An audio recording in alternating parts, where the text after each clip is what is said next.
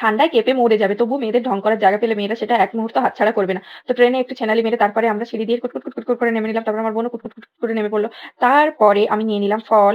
পুজোর জন্য নিলাম ৫ রকম ফল। আর এটা সবাই জানে যে মেয়েদের সবকিছুতেই খুঁতখুঁতানি। তো ফলের দোকানে গিয়েও আমার ফল ঠিকঠাক পছন্দ হচ্ছে না। তারপরে নিজে পছন্দ করে ফল নিয়ে সেখান থেকে ৫ রকম ফল নিয়ে তাড়াতাড়ি চলে গেলাম ডালার দোকানে। ডালা নিলাম ৳১০১ র।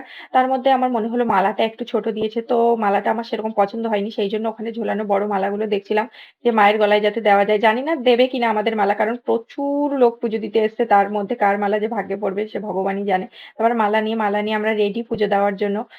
তো আমরা তো পুজো দেওয়ার জন্য রেডি। এইজন্য আমরা চলে যাচ্ছি এখন গঙ্গায় হাত মুখ ধোয়ার জন্য। তো যেতে দেখলাম প্রচুর ভক্তের লম্বা লাইন এবং এতজনের মনস্কামনা বড় মা পূর্ণ করেছে যে সবাই ওখানে গন্ডি কেটে পুজো দিচ্ছে।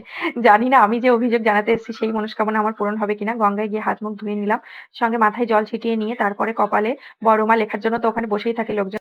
আর আমি একা লিখবো সেটা তো সম্ভবই না। আমার সঙ্গে আমার ঢঙ্গনি মাসি গেছে। তাকেও লিখতে হবে আবার তার ভিডিও করে দিতে হবে।